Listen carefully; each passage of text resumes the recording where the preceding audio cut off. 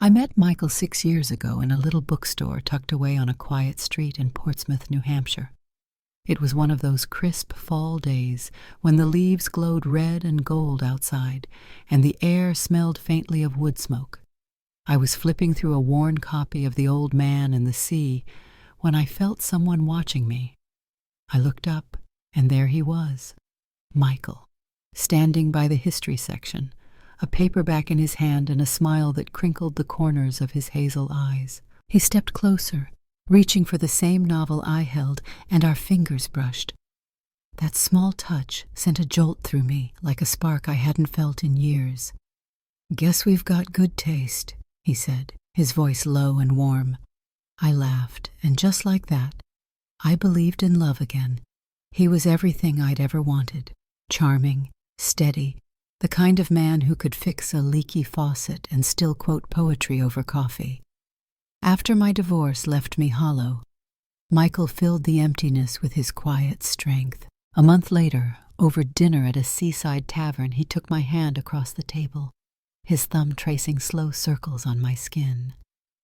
"You're something special, Grace," he said, his gaze holding mine in a way that made my pulse quicken. I melted into that look, feeling desired, safe, alive. When he kissed me goodnight under the porch light, his hands resting low on my waist, his breath warm against my neck, I knew I'd found the kind of love men like you dream about when the world gets too quiet. Not long after, he brought me home to meet Lucas, his son. Lucas was 14 then, lanky and reserved, with Michael's eyes but a guarded way about him. I stepped into their lives like I was walking on thin ice, determined not to push too hard. Their house was a colonial charmer, creaky hardwood floors, a stone fireplace that crackled on chilly nights, and a kitchen that always smelled of something good. I started small, cooking hearty meals like rosemary roasted chicken, the kind that fills a home with comfort. Michael would come up behind me while I stirred the gravy, his hands sliding around my hips, murmuring, "Smells like heaven, darlin'." I'd lean back into him, savoring the heat of his chest against me. A moment so simple yet so full it made my heart ache. Lucas took longer to warm up, but he did. One night, I caught him sneaking a second helping of my apple pie. "You're not half bad at this stepmom thing," he said, a shy grin breaking through. After that, he'd linger in the kitchen while I cooked, asking about school, his buddies, even girls he liked. I'd chop carrots and listen, the rhythmic thunk of the knife keeping time with his stories. I never had kids of my own, never thought I'd get the chance, but with Lucas, that void disappeared. We'd sit by the fire some evenings, playing cards or watching old westerns, the kind you fellas grew up on. Michael would drape an arm around me, pulling me close on the couch, his fingers brushing my shoulder in a way that sent a soft thrill down my spine. "This is us," he'd whisper, and I'd nod, believing every word. Our home buzzed with life, laughter over warm dinners, late-night talks when the stars hung low outside. Michael made me feel like the center of his world. He'd leave little notes on the counter. "Missed you today, beautiful," or kiss my forehead before heading to his contracting job, his lips lingering just long enough to make me blush. In public, he'd hold my hand, his grip firm and proud, like he was showing me off. One night, after Lucas went to bed, we danced slow in the kitchen to some Sinatra tune on the radio. His hands slid down my back, resting just above the curve of my hips, and he murmured, "You're mine, Grace." I pressed closer, the faint stubble on his jaw grazing my cheek, and thought, this is forever. Looking back, maybe I should have seen the signs. Michael started staying late at the office, blaming deadlines. His eyes would drift sometimes, lost in thought, and I'd catch him staring out the window instead of at me, but I brushed it off. Every marriage has its phases, I told myself, stirring batter for cornbread or folding his shirts fresh from the dryer. He still came home, still sat at the table, still texted me good morning. I poured everything into us, into him, into Lucas, because I believed we'd built something real. The house smelled of cedar and sage, the fire popped in the hearth, and I thought, this is enough. I was wrong, but I didn't know it yet. That came later, when the truth slipped out over a meal I'd never forget. The air in the house felt heavier that fall, though I couldn't pinpoint why at first. Michael's kisses had turned quick, a peck on the cheek instead of the slow, warm presses I'd grown used to. He'd come home later, his boots scuffing the porch steps well after the streetlights flickered on, blaming it on a big project at work. "Just tying up loose ends, Grace," he'd say, flashing that easy smile that used to melt me. I'd nod, stirring a pot of soup or flipping through a magazine, telling myself it was nothing. Every couple hits a rough patch, right? I'd been through worse in my first marriage, silence that stretched for days, so this felt like a hiccup. I decided to fix it the way I knew best, with a meal that'd bring us back to the good days. That evening, I pulled out all the stops. Garlic butter steak, Michael's favorite, the kind that sizzles in the pan and fills the kitchen with a rich, meaty aroma. I mashed potatoes until they were silky, the steam curling up to fog the window above the sink. The dining room glowed with candlelight, the table set with our good china, the plates gleaming white against the dark wood.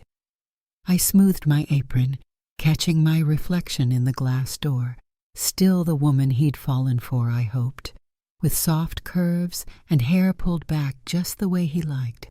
I wanted him to walk in, smell that steak, and remember what we had. Maybe he'd pull me close again, his hands finding that spot on my hips, his voice low with that old hunger. I held on to that thought, even as something gnawed at me, sharp and quiet, like a splinter I couldn't see. Lucas shuffled in just as I laid the silverware down. He'd grown taller that year, his shoulders broader, but tonight his face was tight, his brows knit together. He stopped by the table, hands shoved deep in his pockets, rocking on his heels like he was working up to something. "Grace," he said, his voice low, almost swallowed by the hiss of the steak resting on the counter. I turned, wiping my hands on a towel, and smiled. "What's up, kiddo?" He didn't smile back. His eyes flicked to the floor, then up to me, and I felt my stomach dip. "I need to tell you something. About Dad." The towel slipped in my grip. I set it down, slow, like I was buying time. "What is it, Lucas?" My voice came out steady, but my chest tightened. He shifted, his sneakers squeaking against the hardwood. "I saw him with someone," he said, the words tumbling out fast, like he'd been holding them too long. I blinked, the room tilting just a little. "What do you mean?" I asked, though part of me already knew I wouldn't like the answer. He exhaled, a sharp puff of air, and ran a hand through his hair. "At that cafe downtown, the one with the red awning, he was with a woman, more than once. They were close." His voice cracked on that last word, and his eyes, those same hazel eyes Michael had, locked on mine, full of guilt and something fiercer, like anger. My hands froze midair, hovering over the table.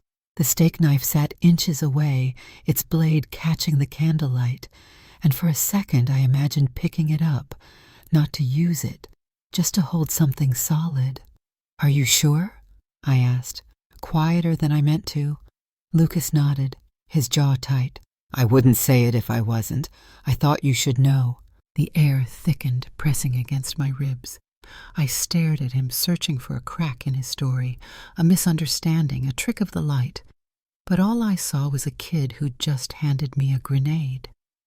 "Thanks," I said, my throat dry, the word barely making it out. He hesitated, then turned and walked off, his footsteps fading down the hall. I stood there, alone, the serving spoon in my hand feeling heavier than it should have. The steak sat on its platter, juices pooling beneath it, the garlic still popping faintly in the butter.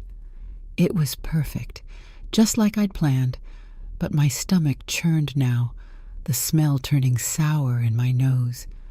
I told myself Lucas could be wrong. Maybe it was a client, a friend, a fluke. Michael wouldn't throw us away. Not after the notes, the dances, the way he'd held me close that last time, even if his touch had felt distant. Like he was reaching through fog. I replayed it in my head. His hands on me, mechanical where they used to linger, and that splinter dug deeper. The candles flickered, wax dripping onto the tablecloth, and I realized I'd been standing there too long, staring at plates no one would touch. When Michael came home, I watched him closer than usual. He kissed my cheek, quick and casual, muttering about traffic. "Smells amazing," he said, dropping his coat over a chair. I nodded, forcing a smile, and sat across from him at that perfect table. He twirled his fork, talking about some job site delay, his eyes sliding past mine. I listened, hands trembling under the table, pretending I didn't hear the hollow in his voice when he said my name.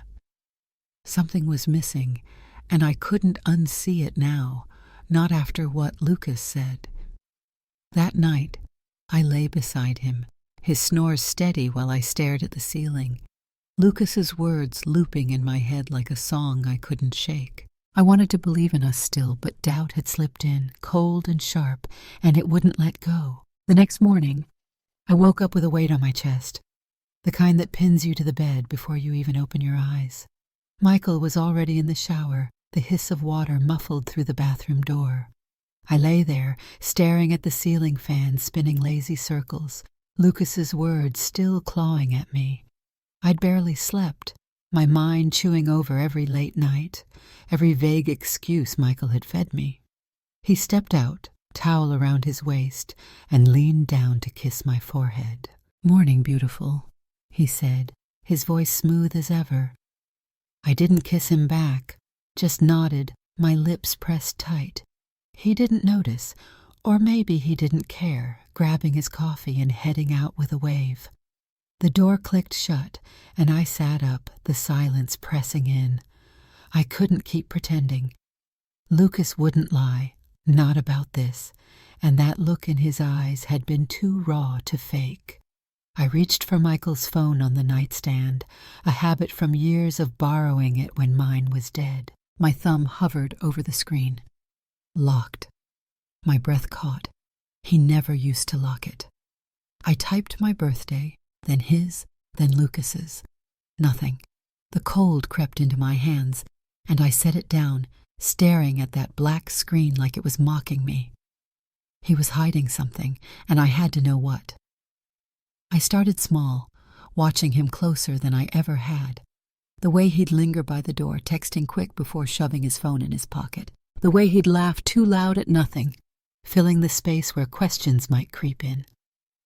That evening I logged into our phone bill online, my heart thumping against my ribs. The kitchen was dark, just the glow of the laptop screen lighting my face. I scrolled through the numbers, work, Lucas, me, until one stuck out. Over and over, late at night, lunch breaks, weekends. My stomach twisted when I saw it. Sarah's number. My best friend. The one who'd cried with me after my divorce, who'd sat at this very table sipping wine and laughing until her cheeks flushed. I couldn't breathe. The air sucked right out of me. It felt like a bad dream, the kind you shake off with coffee in daylight. But this was real. I needed more than a number. I needed to see it. Friday night, Michael came home late again, his tie loosened, his smile tired. "Client dinner," he said, kissing my cheek. "Won't be long." I smiled back, tight and practiced, and watched him grab his keys. As soon as his truck rumbled down the street, I grabbed mine and followed, my hands sweaty on the wheel. He'd mentioned a bistro downtown, so I parked a block away, the engine ticking as it cooled. The street was alive with Friday chatter, but I barely heard it, my eyes locked on the restaurant's big window. Minutes dragged, then there they were, Michael and Sarah, sitting by the glass, candlelight flickering between them. He leaned in, his hand brushing hers across the table, and she laughed, her head tilting the way it did when she was charmed. Their eyes locked, soft and warm, the way his used to lock with mine. My phone shook in my hands as I snapped the picture, the flash off, my breath fogging the car window. I drove home in a daze, the radio off, the hum of the tires loud in my ears. Sarah, my Sarah, had been in my life longer than Michael. She'd helped me pick out my wedding dress, her fingers pinning the veil as she gushed about how lucky he was. Now those same fingers were tangled with his, and every memory of her felt like a lie. I thought of the last time Michael and I were close, his hands on me, his lips tracing my collarbone. It had been weeks ago, and even then he'd felt distant, like he was already gone. The hurt burned, but it wasn't just him. It was her too, slicing deeper because I'd trusted her with my soul. When I got home, the house was dark, the steak from days ago still lingering faintly in the air. I sank onto the couch, my phone clutched tight, that photo glowing up at me. Lucas found me there, his shadow falling across the room before he spoke. "You okay?" he asked, his voice soft but steady. I turned the phone toward him, the screen lighting his face. His jaw clenched, his fists curling at his sides. He didn't say anything at first, just sat beside me, close enough that I could feel his warmth. "I'm sorry, Grace," he said finally, his voice rough. "You didn't deserve this." I shook my head, tears stinging my eyes. "Neither did you," I whispered. He stayed there silent, while I let myself cry. Not loud, not dramatic, just a quiet unraveling of everything I'd held together. It wasn't just Michael's betrayal or Sarah's knife in my back. It was the family I'd built, the love I'd poured out, slipping through my fingers like sand. I didn't know what came next, but sitting there with Lucas, I knew I couldn't let it go unanswered. I woke up the next morning with a plan, the kind that forms in the quiet hours when sleep won't come. Confronting Michael head-on would just get me lies. Excuses piled on excuses, his smooth voice twisting the truth until I doubted myself again. No, I needed him to feel it, to sit in the wreckage he'd made the way I had. So I turned to what I knew best, a meal.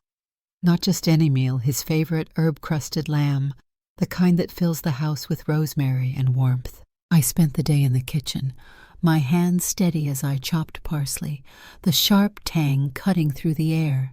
Each slice was a release, my anger and heartbreak sinking into the meat as I rubbed the spices in.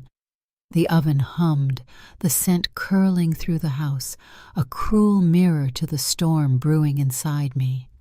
By evening the table was set, linen napkins folded crisp, the good silver glinting under the chandelier.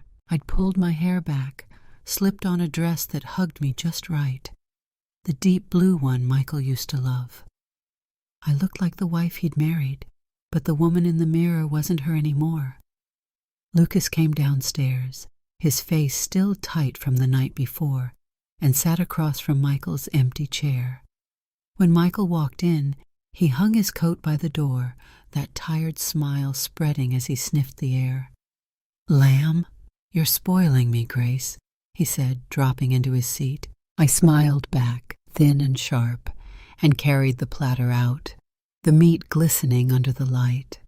I served it slow, deliberate, piling his plate high while Lucas watched, his fork untouched.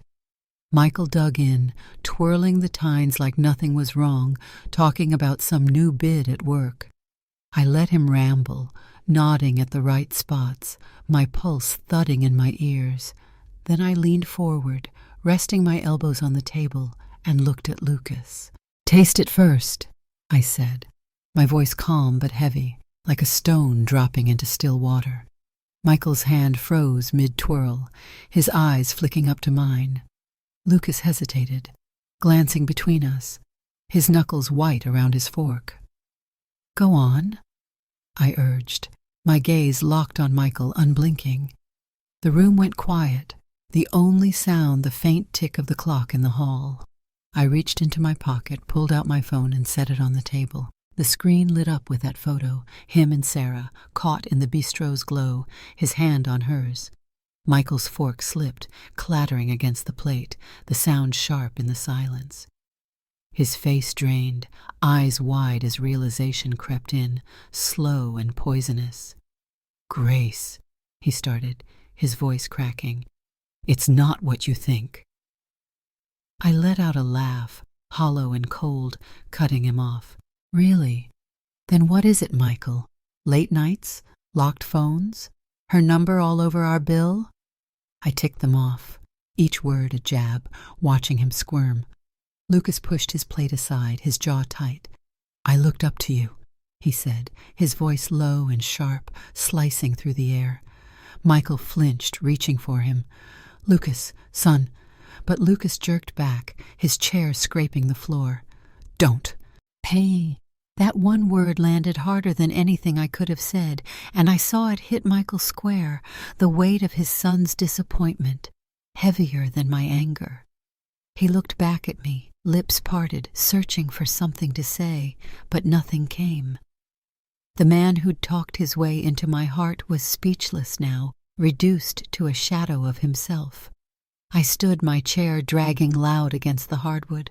"I won't scream, I won't beg," I said, my voice steady, even as my insides shook. "I just want you to know you destroyed something real." "For what?" His eyes dropped to the table, to the lamb he hadn't touched since the photo hit. Guilt and regret stared back at me, but it wasn't enough, not after everything. I turned to Lucas. "You don't have to stay here tonight."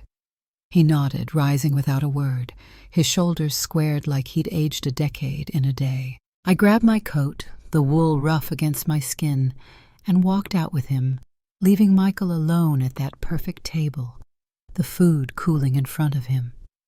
The night air bit at my face as we stepped onto the porch, the streetlights casting long shadows across the lawn.